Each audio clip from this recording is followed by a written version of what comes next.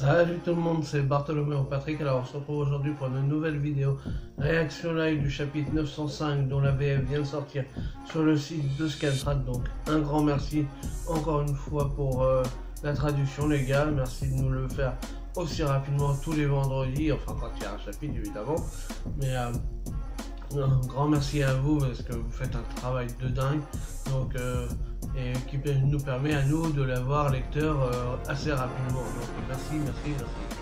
Donc on va vous rappeler un petit peu ce qu'il y avait eu dans le chapitre 904, donc il y a 15 jours, parce que la semaine dernière il y avait une pause de Oda pour raison de santé, donc du coup il n'y avait pas de chapitre.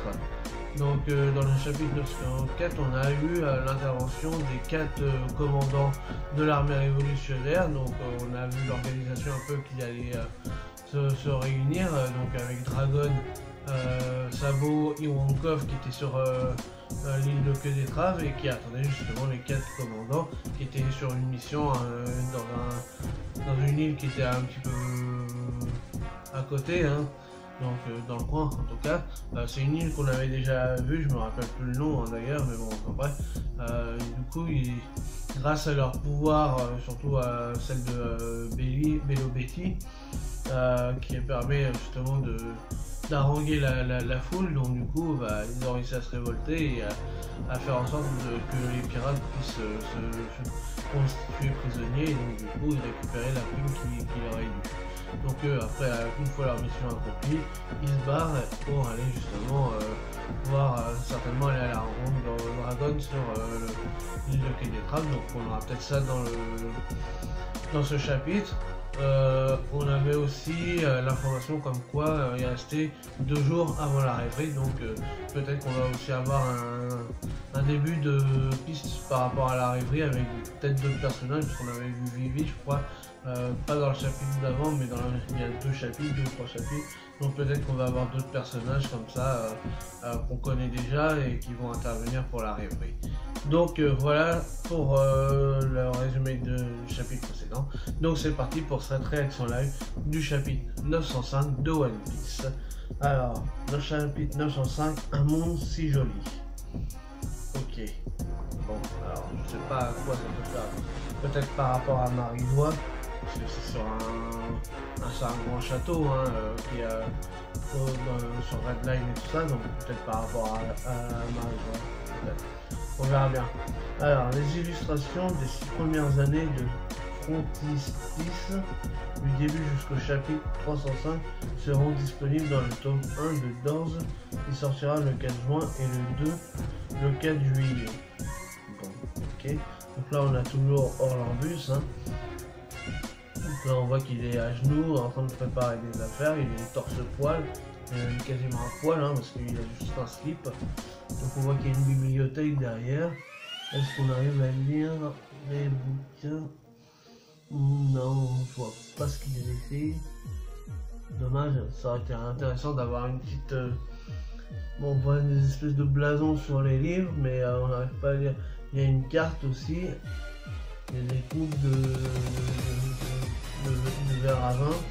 Il y a des battements. On voit qu'il y a son costume qui est juste derrière. Donc un costume de pirate évidemment. Et sur les autres, non, on n'arrive pas à distinguer ce qu'il y a décrit, c'est dommage. Alors, mini-aventure, lumière sur les membres de la grande flotte, les chapeaux de paille, volume 35, chapitre Orlambus, ma vie de pirate. 6 h du matin, je plie mon pyjama. Ok, donc, d'accord. Sympa, mais sans plus, qui donne pas plus d'informations que ça. Donc, page 2, donc, série réduite par Scantrad, donc vraiment allez sur leur site pour lire vos chapitres, et n'oubliez pas d'aller aussi acheter vos tomes chez Glénat et en librairie dans la version Glénat quand même. C'est un petit peu trop rapide dans mon sens. Alors, page 4. Alors, donc là on est à Marijois, donc là, New Marineford, donc on a une superbe double page avec le QG de la marine. Franchement, il est vachement beau, hein. Alors, produit par Scantrad pour nous soutenir, lisez chez nous. Il y a 2 ans, la marine a remporté la victoire lors de la fameuse guerre au sommet. Oui, enfin, c'est pas tout à fait exact, mais qu'il a opposé aux pirates de Barbe Blanche. Mais une victoire qui lui a coûté le prix fort, avec en prime la destruction totale du QG de Marineford. Alors, la justice triomphale. Marineford a été longtemps considéré comme le symbole de la justice, mais en prévision des futurs conflits relatifs à l'ère de la piraterie, le gouvernement mondial a décidé de reconstruire un QG encore plus fort. C'est à l'entrée du Nouveau Monde que se trouve ce bastion de la justice. Le New Marineford, QG de la marine, dirigé par le nouvel amiral en chef, Sakazuki.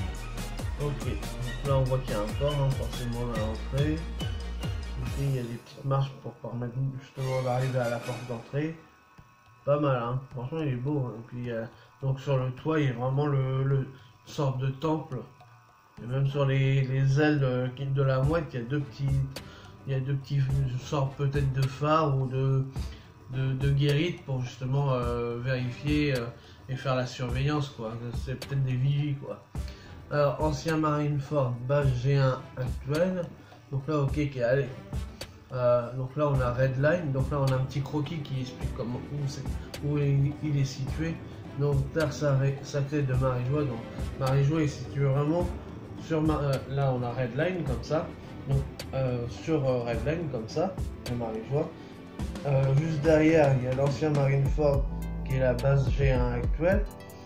Donc, et de l'autre côté, donc côté Nouveau Monde, il y a New Marineford. D'accord. Ok. Donc là, ah oui, donc il y a une espèce d'escalier peut-être aussi. On voit un petit dessin qui permet sûrement d'accéder, une sorte peut-être d'escalier élévateur qui permet justement au siège de Marineford d'accéder pour aller à Marie-Joie. Même si sa localisation a changé, la fonction de Marineford n'en reste pas moins celle de servir, comme elle l'a toujours fait jusqu'à maintenant, d'antichambre à la terre sacrée de Marie-Joie où résident les Tenryubito. Quoi? Fujitora est à Marie-Joie? Ah oui. C'est bizarre, normalement il lui avait dit, si je me souviens bien, il avait dit, Sakazuki, il avait dit qu'il voulait pas qu'il revienne avant d'avoir l'eau et Luffy. Justement, donc qu'il n'accepterait pas de le revoir qu'il revienne justement à Marie-Joie sans avoir la tête des deux autres. Et là, il est là, ça va chier des pendules, tout ça. Ça, il est déjà en colère, Sakazuki. Alors, page 5. Mais je pensais avoir pourtant été clair à ce sujet. Je refuse catégoriquement qu'il remette les pieds dans l'une des bases de la marine, tant qu'il ne m'apportera pas les têtes de l'eau et Luffy. Voilà, donc c'est ce qu'il avait dit à Dressrosa quand il a...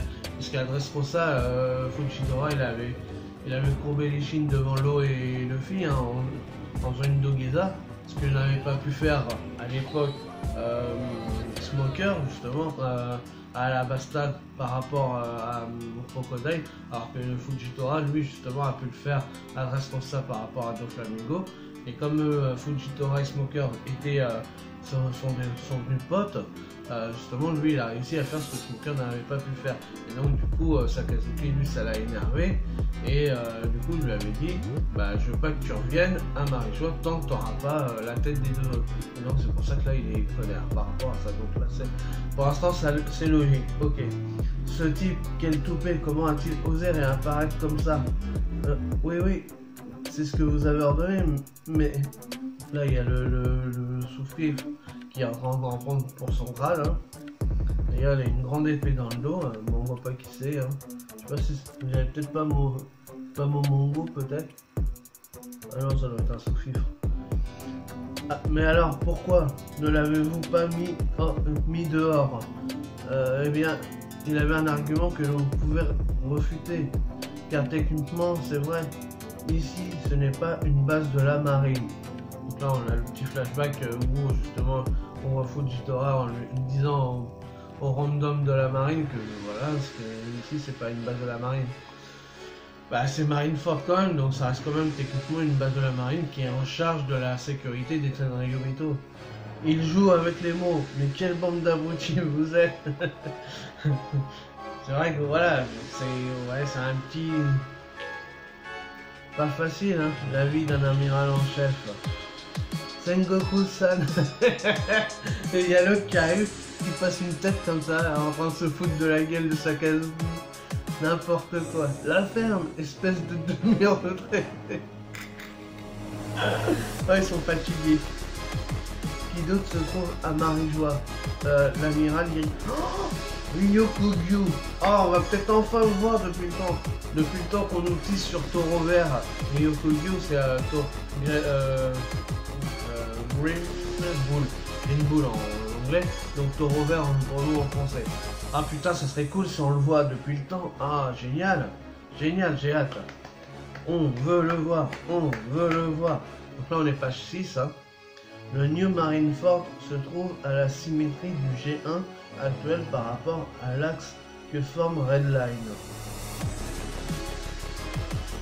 Alors, Redport est un port situé à cheval sur les deux versants de Redline. Il sert de voie aux officiers du gouvernement mondial pour traverser Redline. Ok, donc là on a... D'accord. C'est un peu bizarre à vous décrire, donc on voit quand même que sur le mur il y a écrit World Government. Hein.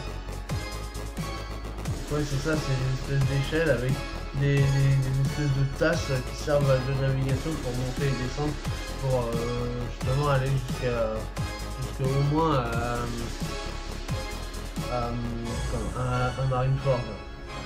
Pour accéder à la terre sacrée. Ah non, donc là c'est pour vraiment aller à Marijois, donc c'est ce que j'avais vu tout à l'heure sur le petit croquis.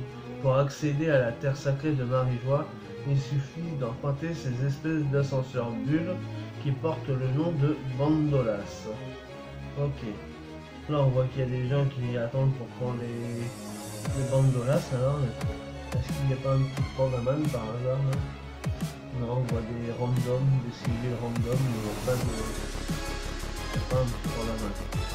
Regardez, il y a de nouveaux il y a de nouveaux navires qui arrivent. Ah donc c'est les... D'accord, c'est les membres de la royauté qui arrivent. D'accord. Donc là on a pas trop à lire, mais bon. Ça doit être un membre de la royauté, je pense. Laissez passer les représentants royaux. Ouais, donc voilà. Ça me paraissait logique. Ah, oh, c'est Belle Vie. Yo, Belle Vie, d'accord. Et le nom il est pas en entier, alors Belle Vie. Mais il y a 3 petits points, donc alors, je sais pas si c'est son nom complet ou pas. Du royaume de Ruswan. Il est accompagné des princesses Marguerite. Oui, d'accord. C'est royaume Ruswan, donc ouais, il a une captcha là, c'est ça qu'on dit, pas les chapeaux russes là, une captcha, et princesse Matrio, donc qui ressemble à des matrioshkas, les petites poupées russes, donc qui s'emboîtent les unes dans les autres, n'importe, elles sont si mignonnes. Ouais, on dirait une sorte, il est habillé avec une cape et tout, et donc la captcha, une petite barbe comme ça, qui ressemble vraiment à un tsar russe quoi. Ruswan, ouais, donc russe, voilà, donc le nom est bien choisi. C'est le roi Hamburger du royaume de Bellywood. Pourquoi marche-t-il aussi lentement? Je marche peut-être lentement. Là on voit qu'il a un chapeau avec des étoiles dessus, mais hamburger, hein, est-ce qu'il fabrique des hamburgers? Mais je ne me retourne jamais. Ok, donc bon, un autre roi. Hein. Donc on a des nouveaux rois et reines, c'est bien, de nouvelles royautés. Elle, c'est la reine Moloron du royaume de Tajin. Qu'est-ce qu'elle est belle. Donc évidemment, elle a une robe un peu façon princesse du désert. Je porte un toast à l'honneur de tous les spectateurs de cet événement. Là, on voit avec des petits cœurs et tout, parce qu'il y en a, ils sont amoureux d'elle. Elle est jolie quand même. Hein, elle. Voilà le roi Tacos du royaume de Chicano. Là, il a un chapeau mexicain hein, avec un cactus en forme de cactus. Hein. Il vaut mieux mourir debout que vivre à genoux. Voilà. On voit vraiment avec une grosse moustache et tout, avec un poncho. Vraiment le Mexicain type. Hein. Ah, mais ce navire, les voilà enfin. Donc là, c'est qui arrive? Ça doit être quelqu'un de plus célèbre que ceux-là. Ça, c'est des royaumes un peu random, peut-être. Il faudrait voir sur la première fois où on les avait vus à la Marie-Joie, là, dans un vieux chapitre, il n'y en a pas un ou deux qu'on avait plus ou moins aperçu à l'époque. Donc, page 8. C'est la princesse sirène. Ah, génial, on a Shirahoshi qui arrive. Et voici le roi Neptune, le paladin des mers, accompagné du prince Fukaboshi. Bien que le royaume de Ryugo soit membre du gouvernement mondial depuis plus de 2 siècles, c'est seulement la seconde fois qu'il siège à la rêverie. Pardon. Vu tous les antécédents qu'il y a eu par rapport justement à la distinction de race, puisque c'est des hommes poissons, grâce à la reine Otohime aussi, qui a fait des pétitions et tout ça, ils ont pu revenir au niveau de la Terre Sainte de Marie-Joie. Avant, ils étaient un peu discriminés. C'est donc à ça que ressemble le monde terrestre. Princesse sirène, mais qu'est-ce qu'elle est belle, princesse Shirahoshi. Garp. Ah, il y a Garp qui est là. Là d'accord, il fait l'escorte de la princesse et des princes. J'ai cru que j'allais mourir là-bas, en train de sourire et en train de bouffer des ramen encore. Vice-amiral du QG de la marine, Monkey D. Garp, grand-père de Luffy. Ça on sait. Rien que leur présence constituait un grand événement. Ah merde, j'ai pas fait attention s'il y avait un petit pandaman là dans les spectateurs. Alors, il y en a un. Non, il n'y a pas de pandaman, toujours pas. Ah, c'est dommage qu'il n'y ait pas un petit pandaman, ça aurait été marrant. Non, là il n'y a pas de pandaman. Donc on arrive à la page 9. Mais quelle beauté phénoménale! Sa beauté est à la hauteur des rumeurs. Est-ce qu'on sort une édition spéciale, chef? Ça doit être des reporters. Alors, est-ce qu'il travaille avec Morgans ou pas? Là, il n'y a toujours pas de pandaman non plus. Ah, il est là, Morgans. Il est déjà arrivé à la rêverie. Ah, génial! Il était à Whole Cake Island et il est déjà arrivé là. Donc ça veut dire que la Whole Cake Island ne doit pas être très éloigné de la rêverie et de non plus, et de Marie-Joie. Parce que s'il est déjà là à Morgans, alors que ça fait quelques jours que... donc ou alors c'est déjà quelques jours après, ça doit être peut-être 3-4 jours après la chute entre guillemets de Big Mom. Chef Morgans, manifestement, il vient de perdre la tête en la voyant. Et on voit qu'il a des petits cœurs dans les yeux, Morgan. Donc les autres en train de faire des photos. Nous. Garp, Shirahoshi est très populaire. Selon certaines rumeurs, la princesse sirène rivalisait même en beauté avec l'indétrônable impératrice Hancock. Décidément, j'ai du mal dans ma bouche des fois. Mais il faut croire qu'elle la surpasse et de loin. Oui, sans compter sa taille gigantesque.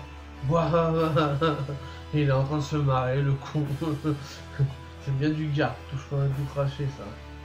Grand-père de Luffy Sama, est-ce que c'est ça ce que vous appelez ici une forêt? Non, ça, ce n'est qu'un arbre. D'accord. Elle l'appelle grand-père de Luffy au lieu de l'appeler Garp. N'importe quoi. Oi, Garp, le héros. Alors, qu'est-ce qui se passe? Page 10. Tu sais qui je suis? Qui ça? Oh, on voit son visage de merde là. C'est Stelly. C'est Stelly, le roi, qui est devenu roi du royaume de Goa. C'est Stelly. T'es qui toi? Hors de ma vue, espèce de merdeux. Comment il lui parle, Garp. Quoi? J'ai bien entendu? T'as dit merdeux? Oui, tu as bien entendu, Stelly. Quelle insolence! Et donc ça doit être sa femme, hein, la princesse du coup. Oh, mais quelle grossièreté! roi du royaume de Goa, à Isblo, Steli, frère adoptif de Sabo. Ah, on a un mec derrière, il a un drapeau comme ça, mais je sais pas ce qu'il y a d'écrit, on n'arrive pas à écrire, mais je pensais que c'était un pandaman, mais ça, pas totalement, mais bon. Pour ta gouverne, espèce d'impertinent, je suis le roi du royaume de Goa, qui est accessoirement ta patrie. Ce qui signifie qu'en tant que citoyen de Goa, tu es l'un de mes sujets. Tâche de ne pas l'oublier. Alors, il y a une note de l'auteur. Note de l'auteur. On a choisi de conserver la version que l'on a toujours utilisée pour ce nom, bien que d'un est orthographié stérile, à l'instar de Rin. D'accord, donc normalement en version originale c'est stérile et pas stérile. Ouais, mais le R il se prononce pas. Parce que, ah oui, si. Parce que ouais, mais à ce moment-là, le Fi ça serait le Rufi. Parce que dans la version originale, le L il se prononce pas. Et donc on dit, si on écoute bien, ils disent bien Rufi. Ils disent pas le Fi. Le Fi c'est pour nous en Europe. Donc du coup là ça serait bien stérile en version originale, mais nous on l'a toujours appelé Stéli. Donc comme d'habitude, ouais, bon, je comprends le délire. À ce moment-là, les lignes c'est pareil, on l'a. Ok, d'accord. Le roi du royaume de Goa, ce bled paumé pourtant réputé calme, a engendré la naissance d'un nombre impressionnant de criminels. Donc ça c'est Morgans qui dit ça. Hein. Pour ne citer que Dragon, Sabo, Ace au point d'or, Chapeau de paille. Gap en est une exception. Intéressant. Ah ouais, tu m'étonnes que c'est intéressant. Page 11. Rappel à propos de Steli. Donc là on a une sorte de petit flashback par rapport à Steli justement. Donc ça c'est cool pour rappeler un petit peu parce qu'il y en a qui ont... Pour ceux qui auraient éventuellement repris le chemin seulement maintenant. Alors, c'est au royaume de Goa que Luffy, Ace et Sabo vivaient quand ils étaient enfants. Sabo était un enfant qui appartenait à la noblesse et Steli était son frère adoptif. Tout déterminé qu'il était voué à intégrer la noblesse, Steli a toujours œuvré dans ce sens jusqu'à épouser la princesse Nantokanet. Alors, il y a une petite astérisque. Note de l'auteur. Jeu de mots avec le terme Nantoka qui signifie quelque chose et le nom de Marie-Antoinette. Donc, genre quelque chose de Marie-Antoinette, quoi. Ok.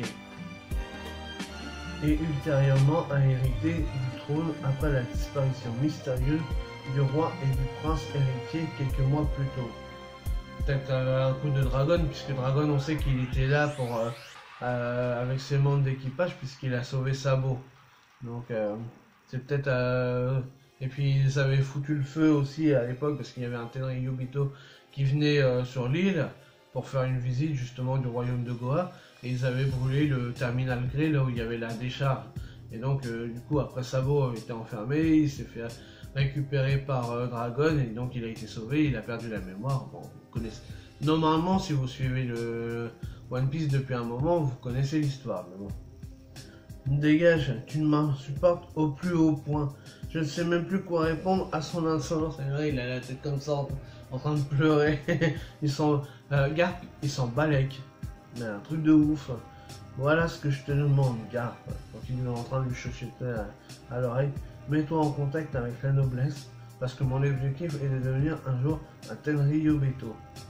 Donc il vise quand même le haut du gratin, le mec. Ah, une raclure de ton genre? Même pas en vrai.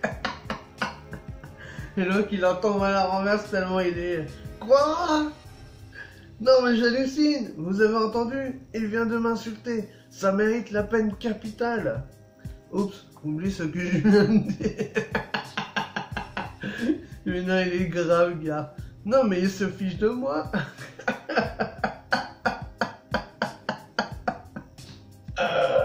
Ah, non. Pardon. Ah, mais il est trop fort, gars. Il s'en fout royal. Royal, en plus, face à un futur peut-être Tenryubito. N'importe quoi. Mais n'importe quoi. Page 12. Est-ce que ça va, jeune homme? Et donc là, il y a le roi de Neptune qui l'attrape par la tête, comme ça, tellement il est petit, il l'attrape par la tête. Hein? Et donc sa femme, là, elle est en train de tomber dans les vapes. Hein? Mais je rêve ou ça a bougé? Il est en train de baliser devant Neptune, du coup, je pensais que c'était un monument. Mais c'est donc un géant. Il paraît qu'il dévore les humains et que leur salive peut dissoudre la roche. N'importe quoi, il connaît même pas Neptune. Donc le mec, il s'intéresse même pas aux autres royaumes, il pense qu'à sa petite personne, quoi. Oh, une minute, c'est quoi ces créatures? Elles ont des crocs, des écailles. Et pourquoi leur peau est de cette couleur? Serait-ce des hommes poissons? Oui, ça doit être des métis poissons et oui dire qui sont capables d'inoculer des maladies rares rien que par le toucher. Ah, le racisme à l'état brut, quoi. Hein. À l'état pur. Et ça, c'est vraiment un débile profond, ce Stevie. Il y a... Ah, j'ai reçu un message, donc c'est pour ça que ça a fait un petit bruit. Donc, excusez-moi pour le bruit. Il y a... Ne me touchez pas, et donc là il recule, il part en arrière et tout, parce qu'il veut pas... Ah, oh, c'est des hommes poissons, je veux pas y toucher, ah. Et donc du coup il s'évanouit. Quel abruti celui-là. Pardon. Le Bondola 2 est sur le point de décoller. Eh bien, à plus tard. Merci beaucoup, grand-père de Luffy-sama. Ce fut un plaisir de voyager en votre compagnie. Elle l'appelle grand-père de Luffy. Bah, c'est un nom qu'il faut peut-être pas trop prononcer par ici. T'es sur pratiquement au niveau de Marie-Joie. Page 13. Donc là, ils se disent au revoir, Shirahoshi et Garp. Donc là, il y a une espèce de soucoupe qui est en train de monter. Flouche. Donc là, elle monte, ok. C'est si haut. Waouh. Là, elle a des yeux. Elle est émerveillée de voir des grands yeux comme ça. En fait, elle voit tout ce qu'il y a. Toute l'étendue de la mer, les nuages et tout qui montent. Ah, et on voit des petites bulles, ça fait... D'accord, je pense que ça doit faire comme à Sabaody. C'est comme les mangroves. Ah, décidément. Ça fait des petites bulles et tout, donc ça doit être un peu dans le même délire, quoi.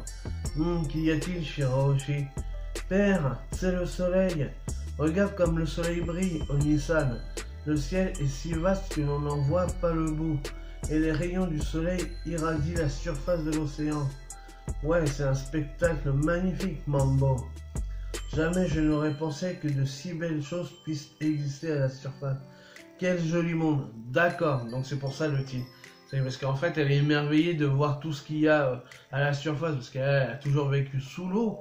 Donc, et que comme, étant donné que c'est une sirène, et que les sirènes se faisaient toujours capturer par les pirates et tout, pour être vendues au marché des esclaves, comme on avait pu le voir sur Sabaody, du coup, elle n'a jamais vu vraiment toute l'étendue de ce qu'il y avait sur la terre ferme. Donc, du coup, elle est émerveillée, et donc elle voit, c'est un monde merveilleux qu'il y a autour d'elle. En effet, la lumière que l'on a dans notre île grâce à l'arbre d'Ève n'est rien en comparaison de celle à la surface. Donc, du coup, elle est émerveillée de tout ça. Page 14. Père, si seulement c'était possible, mon souhait serait de vivre à la surface. Et donc là, avec les petites larmes et tout, elle va me faire chialer, Shirahoshi, cette conne là. Je voudrais tant que les habitants de notre royaume puissent voir le soleil. Ah, c'est beau quand même. Et donc là, ses frères et sœurs, ils sont en train de sourire. Nous ne pouvons qu'espérer, après tout. C'est ça le but de la rêverie. Bah oui, ils sont aussi là pour défendre leurs intérêts. C'est un peu naïf, en quelque sorte, mais c'est le but aussi pour eux de se faire respecter et de montrer qu'ils sont pas une race à part et qu'ils peuvent vivre en harmonie avec tous les autres. C'est beau, c'est beau, c'est beau. Terre sacrée de Marie-Joie. Donc là, on arrive vraiment au sommet, Gacha, Sakazuki-san m'a demandé de te trouver et de te virer d'ici. Eh bien, fais donc. Non, mais sans façon, merci. J'ai pas envie de me battre contre toi. Par ailleurs, il vaudrait mieux idéalement éviter de détruire cet endroit. Donc ça, on voit un nombre, donc je suppose que ça... Bah, je suis sûr qu'on va se faire carotter la gueule. Je suppose que ça doit être taureau vert et qu'on va pas le voir du coup. Ryukuyu, je suppose qu'on va pas le voir. On va avoir que l'ombre, c'est tout. Page 15. Fu. Eh bien, je ne te cache pas. J'espère vraiment, je croise les doigts pour qu'on le voit parce que ça m'énerverait qu'on nous le tease encore et qu'on le voit pas. Je ne te cache pas qu'il y a bien quelque chose que je veux détruire totalement, et c'est ce système. Donc là, il est toujours dans son objectif de détruire le système des Shichibukai. Merci pour le repas, c'était délicieux. Tu reviens d'un long voyage? Comment se porte le bon vieux Vegapunk? Oh, bon, il était voir Vegapunk. Est-ce qu'il était parti avec... Bah non, mais... bizarre ça. On sait que Smoker était parti avec les enfants, justement après Punk Hazard, pour aller justement les amener à Vegapunk. Donc du coup, est-ce qu'il aurait... Ça veut dire que peut-être qu'il a croisé Smoker au laboratoire de Vegapunk. Ça serait pas mal. Ça serait pas mal là. On a une petite info comme ça, là encore glissée dans 2-3 lignes comme ça. Ça serait pas mal. En fait, je n'ai pas pu le voir, mais il a conçu quelque chose d'inouï. Oh, ça signifie donc il l'a pas totalement vu, mais il a été quand même, que l'on n'a plus besoin des Shichibukai. Ha ha ha ha, tu es vraiment dingue. Bref, ce n'est pas important pour l'heure. Au fait, dis-moi, tu ne manges pas? Tu devrais goûter, c'est vraiment bon. À moins que tu ne jeûnes encore. Donc là, apparemment, Vegapunk aurait trouvé un moyen de dissoudre ou de faire en sorte qu'ils aient plus besoin des Shichibukai. Donc ça c'est la chose qui réjouit le plus Fujitora. Et donc là, pourquoi il dit il est jeune? Là, voilà, on voit qu'une ombre, là on voit sa dentition, on voit qu'il a des cheveux longs. Il a des cheveux longs, donc peut-être elle d'ailleurs. Finalement, parce que du coup on voit pas si c'est un homme ou une femme, il n'y a pas de barbe, il n'y a pas de moustache, donc c'est que ombragé, donc on va pas le voir, je suis sûr qu'on va pas le voir.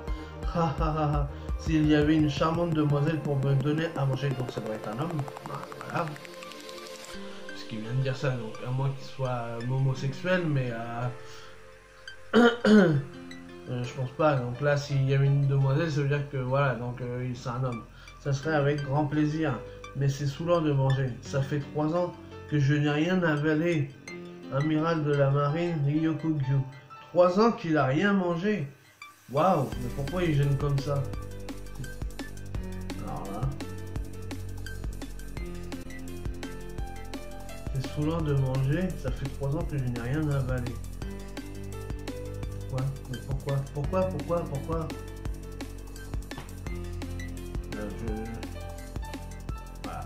Je comprends pas. Je comprends pas pourquoi il mange pas. Page 16. Royaume de Kamabaka. Donc voilà, du coup on va pas le voir.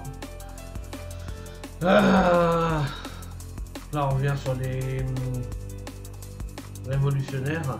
Là on voit un poisson qui ressemble à un travelot. Vous voulez vous en prendre au gouvernement mondial au nom du peuple des hommes poissons? Mais les choses sont compliquées, hein, Koala? J'entends par là avec la participation du royaume de Ryugu à la rêverie. Non, Betty, notre véritable ennemi n'est pas le gouvernement mondial, mais les Tenryubito qui ont la main mise sur le gouvernement mondial. Là, on a une femme qui est une brune qui ressemble un peu à Nico Robin. Là, on a un bonhomme qui a un peu une pâte à pouf. On a une espèce de girafe. Et là, donc là, il y a Bello Betty qui est arrivé. Donc, ils sont déjà arrivés, d'accord.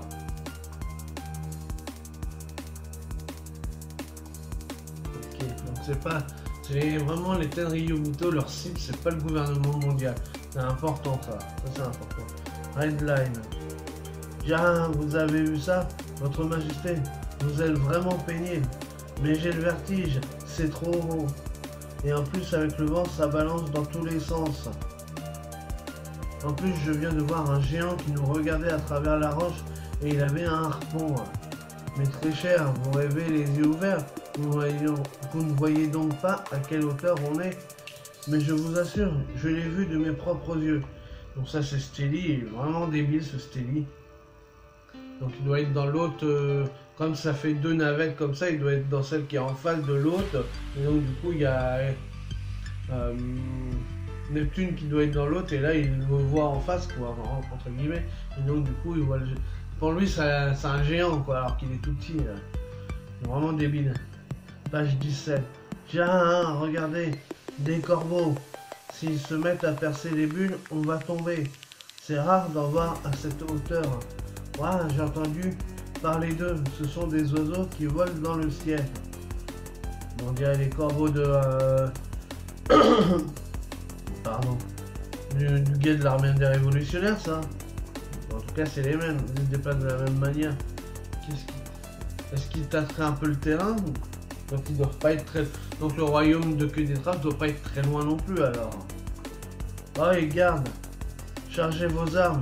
Tirez sur les corbeaux. Sinon, ils vont vous faire éclater les bulles. Waouh, waouh. Rassurez-vous. Les corbeaux n'ont jamais éclaté les bulles des ascenseurs auparavant. Ne vous en faites pas.